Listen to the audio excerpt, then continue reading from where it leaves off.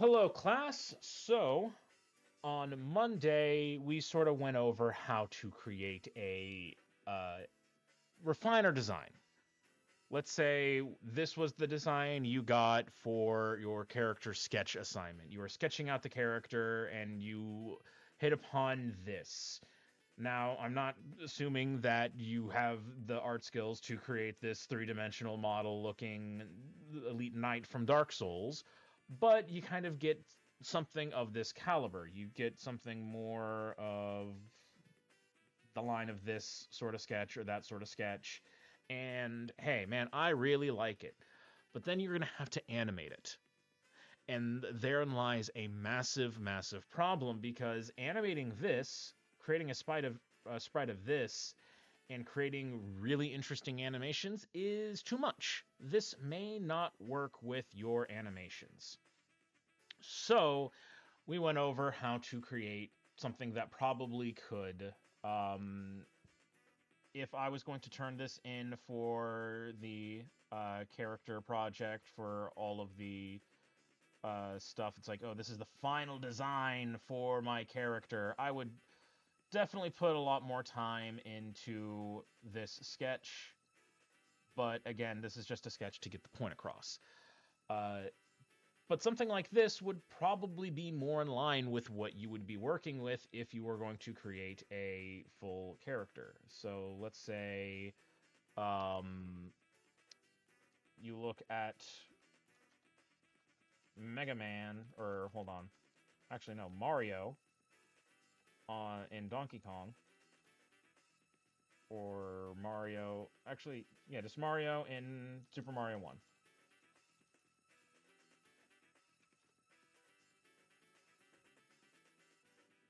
And this is what Mario's design is, but when we actually see him, he looks like this, because this is more animatable.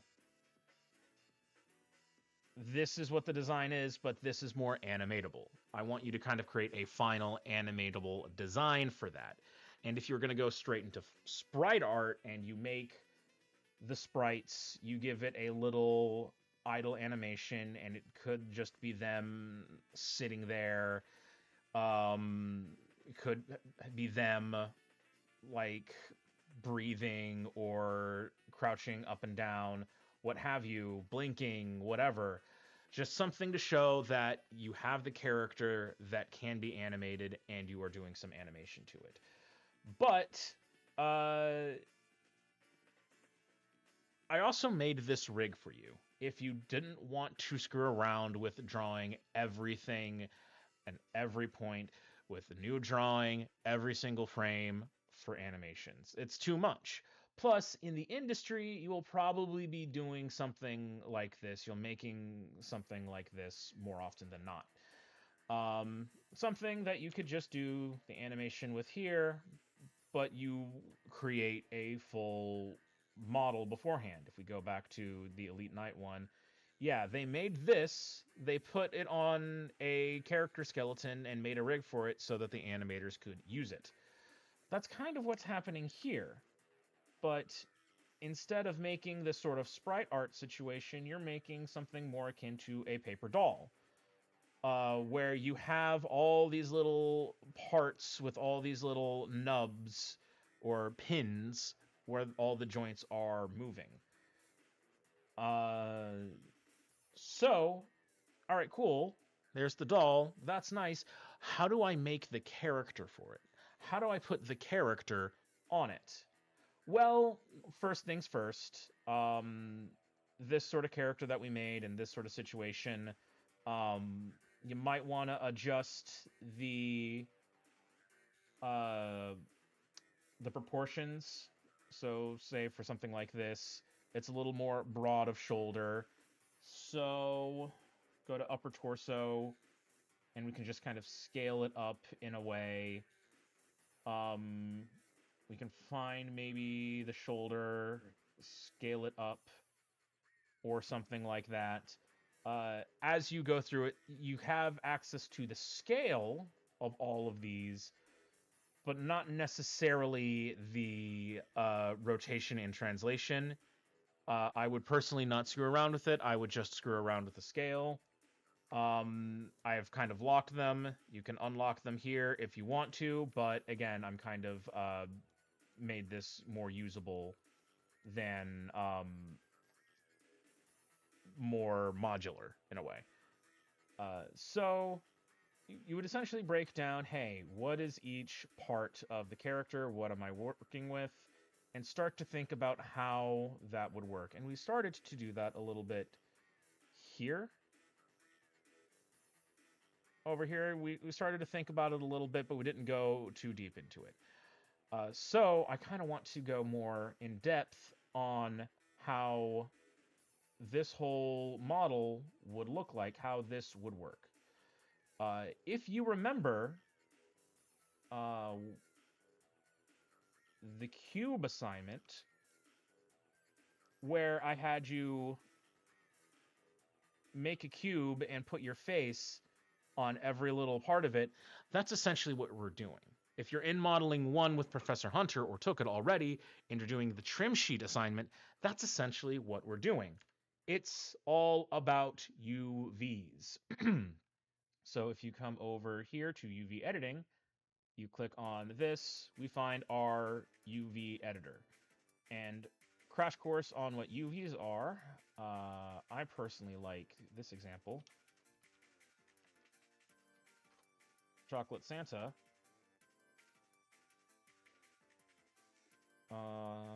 Chocolate Santa unwrapped. So a UV is essentially a flat image and how it wraps around a 3D model. We have this three-dimensional chocolate Santa. How does it sit there? What goes where? Okay, this is the face. We're going to put the face there and we're going to wrap it around. It's very similar to the way clothing works. If you kind of look at your t-shirt and see where the seams of where one thing goes versus another, it's a similar sort of methodology. But we need to put our paper doll together. So let's go back to Maya. And if you look at each individual piece of geometry, or all of them together, and I have this shell shaded on, I can turn it off as well, you see that there's a bunch of UVs. And if I click here, yeah, there we are. Turn this off and turn this on, textured, and use default materials. You see that there's this checkerboard pattern. It has a UV on it. And if we select everything, turn shaded on, you can see that everything's kind of putting it into place. Now, I'm going to say I have the final proportions that I'm going to be working with because I don't want to deal with all of that. But if you go into, say, the torso upper, you want to make the shoulders bigger or longer, what have you. The UV doesn't change, but the image does. It's one of those things about texture warping and texel density that Professor Hunter is yelling at you about. So if you are going to do something like that, you can come over here. What is it? Transform, unfold, optimize. You can see you'll have to optimize your UVs. So if you go in and you start changing the size, make sure you optimize your UVs, and you want to orient your shells and lay them out in a way that you can see where everything is, and it's all perfect squares. I'm going to undo this because, again, I'm going to be using this layout because I know what I'm working with. But if you are going to be changing up the scale of some of these, again, you optimize, first you select them, you optimize them, and then you lay them out. Because you want all of these to have their own little parts. So, how are we going to make all of this work? How do we kind of know which one's which? I'm just looking at like checkerboard on checkerboard on checkerboard, and let's unshade it. It's still checkerboard on checkerboard on checkerboard. It's too much. So what we're going to do is create a UV snapshot, which is right here. Create UV snapshot. I'm going to go find a place. I think I have a place where I'm putting my stuff for the PaperMan. Rigs, PaperMan. Right here is a UV snapshot. I've already kind of saved this out, but you kind of create it, it pushes it, and we get this. That's not much information. What do we do with it? So we take that, and we bring it back into Photoshop, and we load it up. And it's still not much information. I would just go to like File, Open, and you would find it, what have you. But if you give it a little backing, just create a black layer underneath it or a white layer underneath it, you'll see that we have a sort of group of RUVs. Now, I could duplicate this layer, and then I can come in here and essentially, I don't know, on one of the layers of UV snapshot, I can just start to color them in, and that'll kind of give me an idea of where all of these are. So then it's like, okay, maybe it's going to be here, maybe it's going to be there, and I kind of already did that. Where I went in and I made all these little colored squares, and if I go and select everything, right click on it, and say, whoop, come on, assign a new material, I'm going to call it a Lambert, and in my attribute editor over here,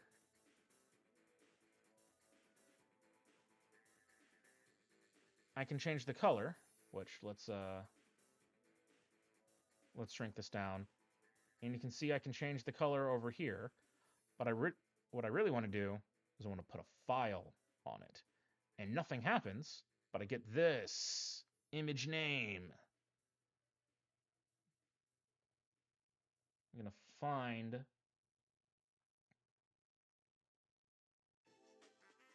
essentially what my UV snapshot is,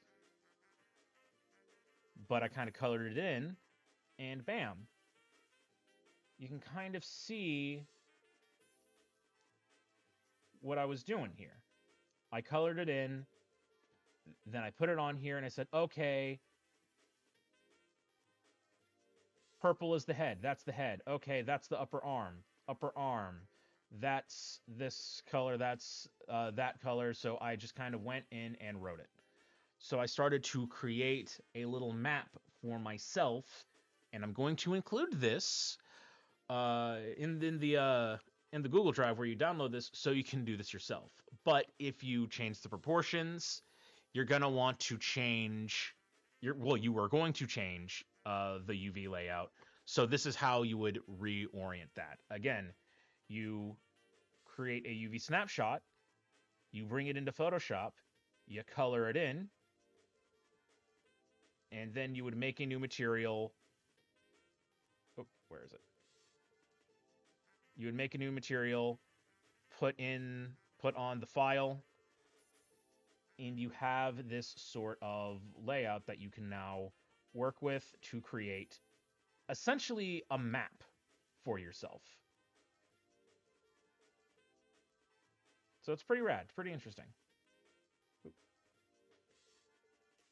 So now we have something of a map. We have an idea of what we can do to create this character.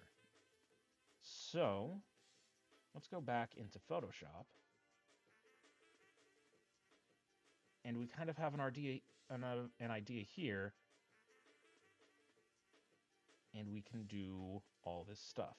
Now, I kind of lazily scrawled out with my trackball what was what, and it kind of helps me find, hey, this is the head, it's that color, but it's also in this orientation because of the way head is. So I'm going to I'm going to group everything up, and I'm going to call this UV map. Maybe kind of, I don't know. Oh, that's fine. Just kind of make it so that it's not fully aggressive. And let's just try to make this sort of helmet action going.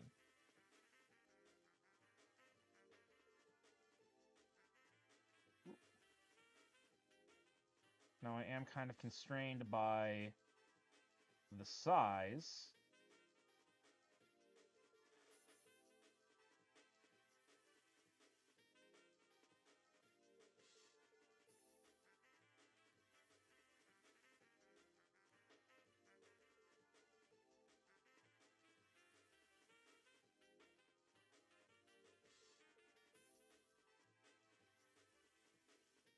But I can totally start to create a drawing for my helmet, for my character's head. Is this going to be the best drawing right now for me? No, because I'm just trying to get the idea across. So I'm going to call this head line. And I'm going to call this head color. So I can work underneath it. Maybe a little.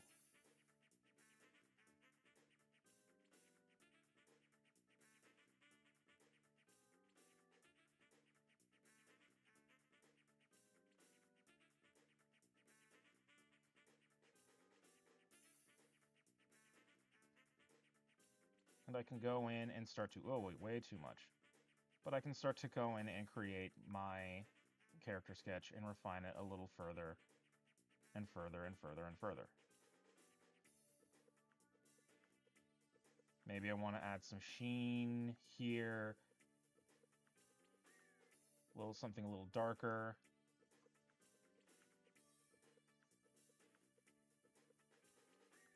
Give it some dimension, give it some depth. I don't know.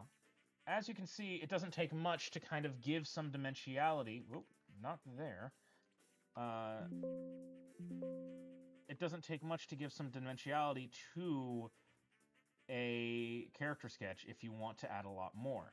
And if I was doing a full sprite of this, it might be just way too much for me to deal with if I was going to animate all of this. It's one of the advantages of rigging.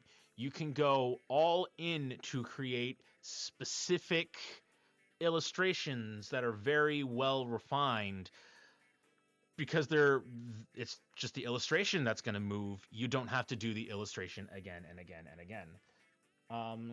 I might want to, I don't know, group this and call it head, and then transform it a little to make it a little bigger. But as long as I'm within the bounds of my my little purple box here for head, I'm good.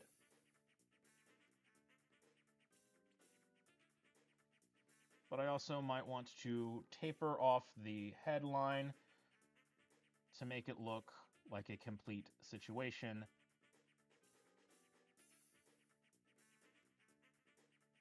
Because it's going to go here. Now, let's say if I turn off my UV map and I'm just left with a checkerboard pattern, I could say save this as, and this is in my PaperMan folder. Let's call this PaperMan UV. I'm going to call this PaperMan material, PaperMan underscore material, or what have you, and just save this Photoshop document, and then maybe export this as a PNG with transparency, and it's the same size as my UV snapshot, so it works. So let's export it. Where are we going? Documents. Rig. PaperMan underscore material.png. So now,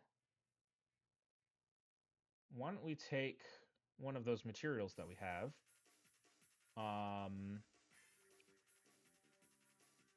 we can assign a new material, or we can take this new material.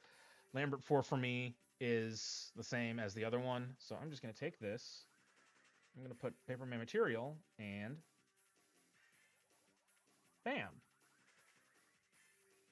The head is there, and because of their transparency, it's fully in there, and I can just move that around.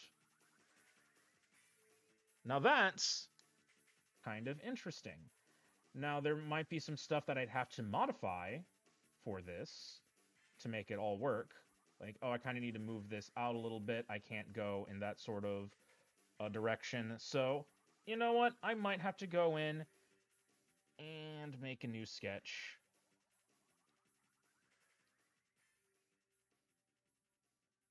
So, I don't know, let's bring back my UV map. Let's take head in. No. Let's kind of make this a little wider, just so it'll fit more.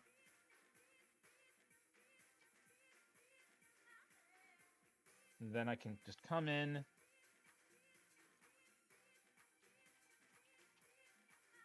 erase some line work, erase some color work, and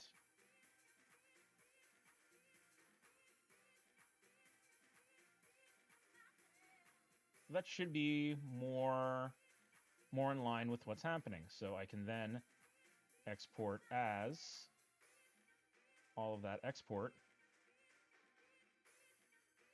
PaperMan material, save. It already exists. Replace it, yeah. And if I go back into, say, where is head? Geo. Oh. Coolio. Oh, I did not change that. So there we go. File, export, export as, export, save, yes, and cool. Bam. We have our knight head on the body, and it kind of works. So now it's just doing that all the way down, trying to figure out how everything links up. So I might need to do something with the neck, but look at how much neck I actually have to work with. So, how's that actually set up? Let's look at this. It's covered up by the torso upper.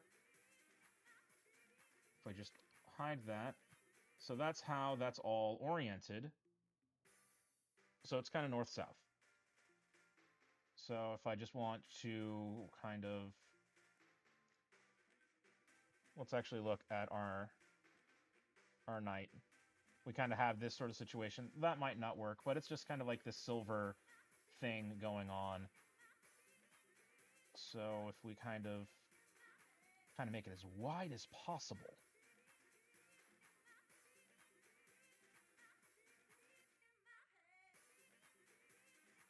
So the thing is, this is being covered up by torso upper and all of that. So if we unhide it, it's like, oh, what's the point? We don't really need all of that. But as this moves, we'll see more stuff from this neck. So if you kind of look here, we would still have this nub here. We still have that nub there.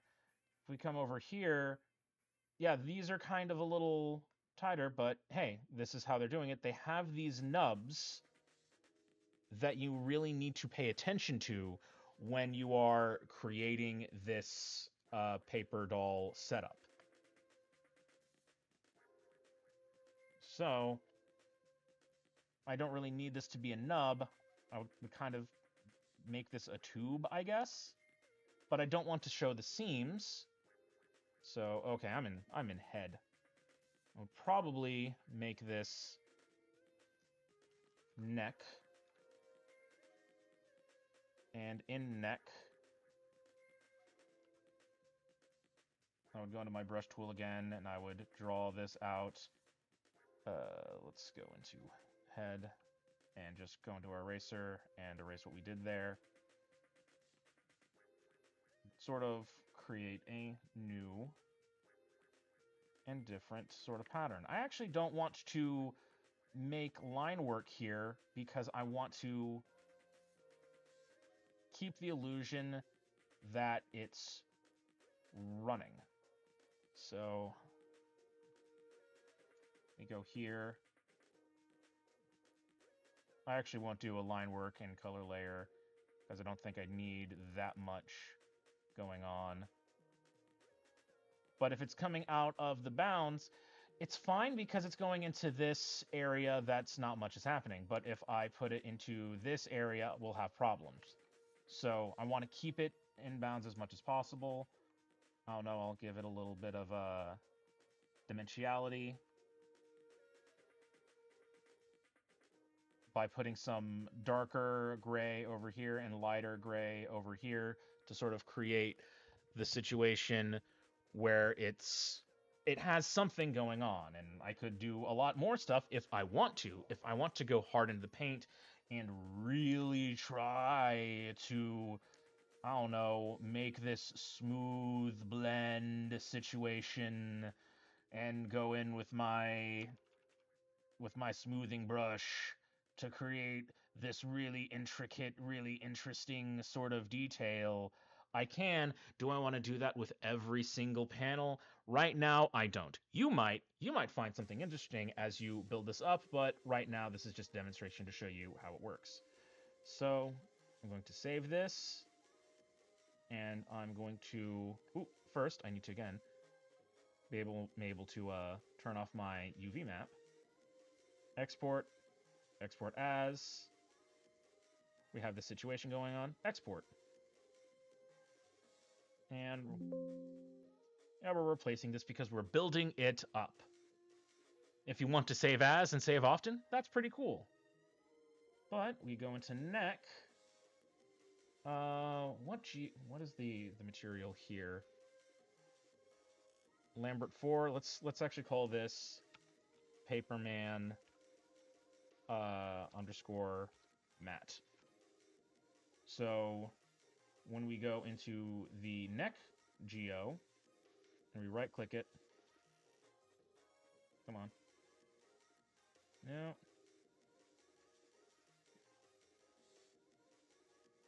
Come on. Okay, there we are. No, damn. Assign favorite material, or assign existing material, PaperMan Matte Geo, or PaperMan Matte. We sort of get to see what the neck looks like. Now, let's say, okay, I do kind of want to change the way this works. I kind of don't like how this is all set up. Maybe I want to make this a little larger. I want to make this a little wider. I said, hey, I didn't want to do it, but now I kind of want to do. And oh man, let's just kind of go in. Let's make this shoulder a little bigger or something. We can go in with like the vertices to kind of nope.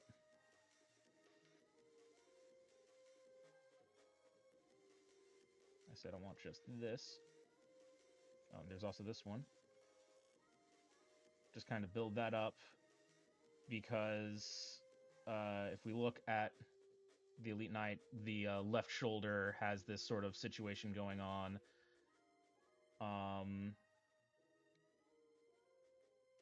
And, okay, come on.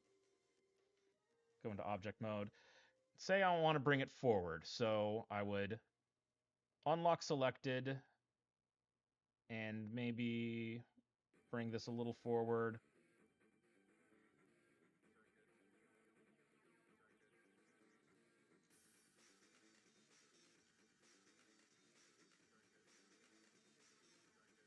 So I can have that sort of shoulder pad going on.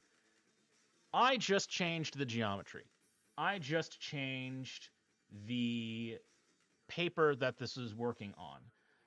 That's not going to be great. So I would have to go in to this all over again.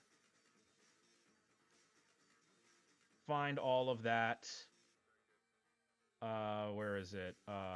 Optimize. Find this shell. Where is it?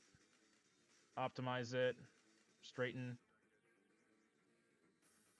Find how to make this fit. I also changed this shell. I'm going to have to optimize it. And orient it. Hold on. Come on. Right click, UV shell.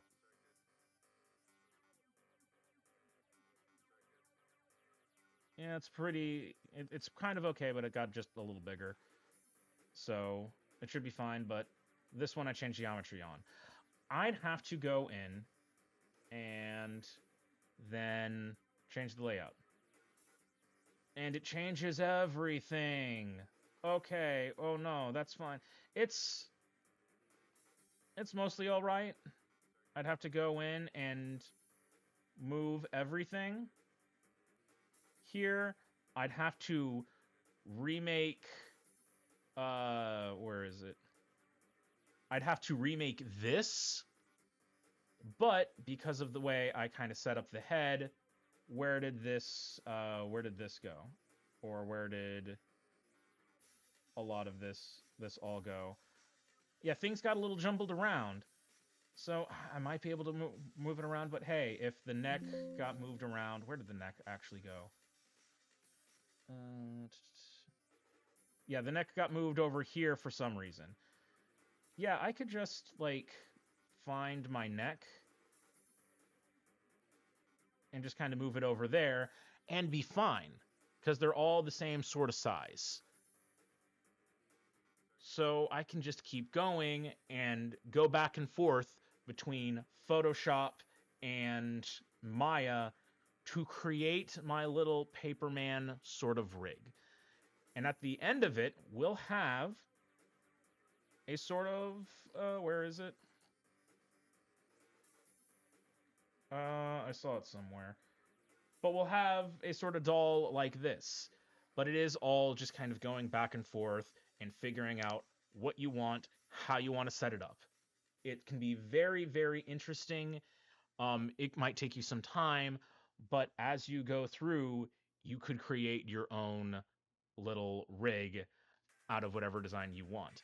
Because once you do this, yeah, this is going to be a huge situation. It's going to be a lot to work with, but then you can just animate, not that. But then, come on. Oh, I selected. I made it so I couldn't select it. I'm just going to go in here. Then I can kind of just select, where is the midsection, where is the cog, the center of gravity.